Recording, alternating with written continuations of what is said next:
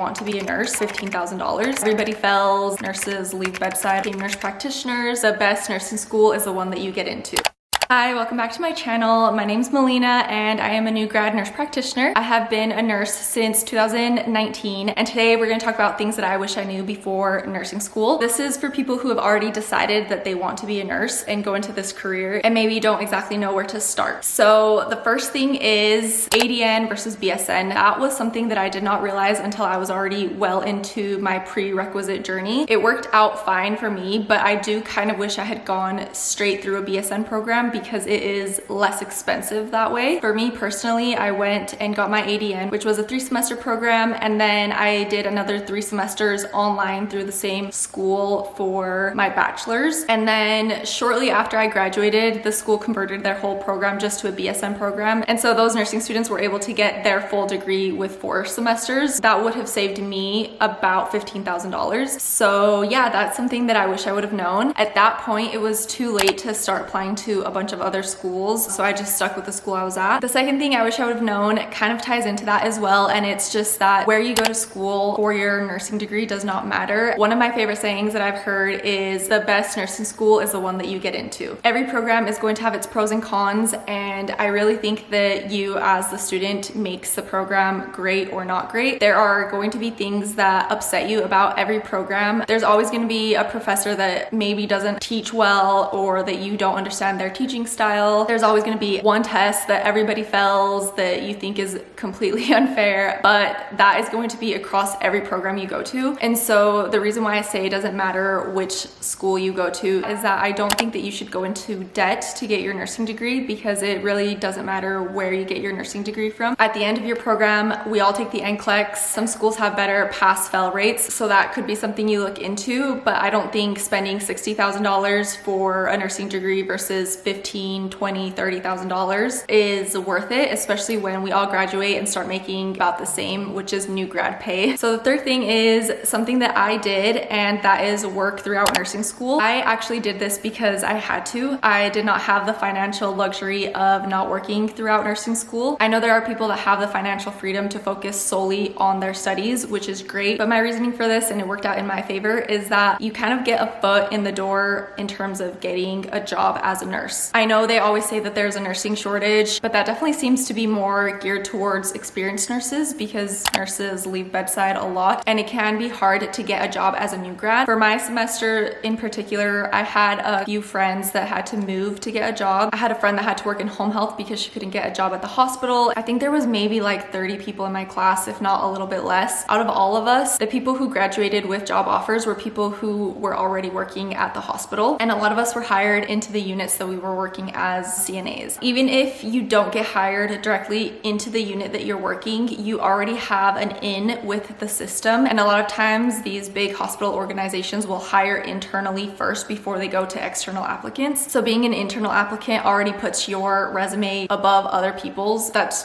honestly just how I've seen it in my experience, unless you have like a direct tie to somebody who can ask them to pull your resume. So yeah, I know that it sucks to work during nursing school. I literally had one day off throughout the week for a year and a half, and that day I would study all day. So it is hard to work through nursing school, but I do think that it's for a short period of time and it's worth it, so you can start working as a nurse and start making money as soon as possible. My next thing that I wish I knew before I started nursing school was that it is actually like a 24/7 job. I was married to my husband and I hardly saw him. He worked full-time for us. Like I said, I worked part-time, so my schedule was Saturday, Sunday, Monday, Saturday, Sunday. So every other week I had Mondays off, and that is usually when I would study. My husband worked full-time Monday through Friday, so we really only had the nights throughout the week with each other, and honestly a lot of the times I spent it in study groups anyway. So if you don't have like a supportive partner during nursing school, it can feel very hard and overwhelming. I'm not sure how moms do it. I think that they are rock stars for being able to do that. So again, just like working during school, I think it's just a short-term sacrifice that you have to make to better your future. I saw this TikTok the other day where a girl said that people don't realize that to live a soft life, you have to live a hard life first. And for me, going to school, working full-time, not really being with my family and missing out on certain social events was a hard life that I had to live through to get get to the soft life of nursing, which is now being a nurse practitioner and working a beautiful schedule and having time to myself. The next thing that I wish I knew was in terms of when to take the NCLEX. I took mine about a month and a half after graduating. We graduated first week of December and I did not take mine until mid-January. I thought that that was a good amount of time, but all of my friends took theirs before me and they passed, and that was something that I did not learn. And with my NP, I also waited too long to take the test. I didn't wait too long in the sense that I did bad when I took the test,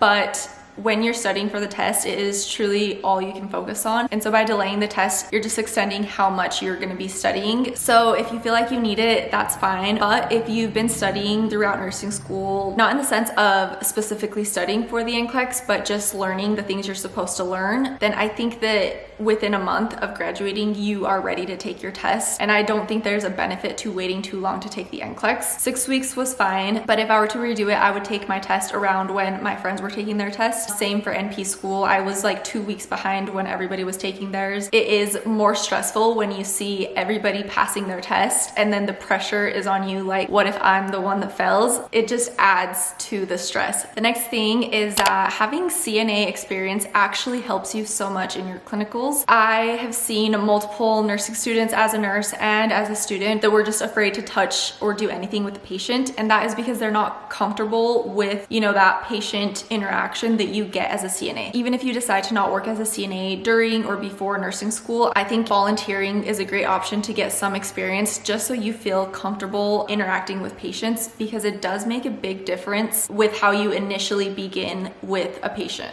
I don't know if that makes sense. What I'm trying to say is that having the patient interaction experience helps a lot with you getting the most out of your clinicals, because then you can focus your clinical time on getting the clinical experience that you need, whether it's inserting IVs, flushing IVs, starting lines, giving medications, drawing up insulin, things like that, versus getting comfortable with the patient. Your comfort with the patient directly affects how your precepting nurse feels with letting you do things under her license. As a nurse, when I've had patients that are not even really comfortable with the patients, I focus their clinical experience on talking to the patient, doing just like their head to toe assessments, things like that, versus drawing up medications and giving medications, because you need the comfortability of working with the patient before you can move on to the other clinical tasks, in my opinion. And the last thing I wish I knew before nursing school is just that it is kind of some of the best years of your life. And, you know, I don't want to sound like someone who peaked in high school, but it really feels like high school all over again. You see these same people 4 to 5 days a week for 1.5 to 2 years, and you just form the best friendships. I met one of my best friends in nursing school. I was in her wedding. Like, we've just been in each other's lives since 2017, which is when we started nursing school, and it's just crazy because we have a 9-year friendship out of that. And before starting nursing school, I just don't think that I really realized how impactful these people around me would be to my life. And you just never know what connections the people you meet are going to bring you, because although I feel like everybody is a nurse, it's just because you are in that field, and the nursing community is actually pretty small, especially like within your local hospital and school. And yeah, you just never know at what point somebody might be your potential boss. Some people that I went to nursing school with are now floor managers. A lot of us became nurse practitioners. Some of us went to CRNA school. The possibilities are endless in nursing. And that is it for me. Those are things that I wish I knew before going into nursing. I hope any of this was helpful to you pre-nursing students, and I'll see you next time.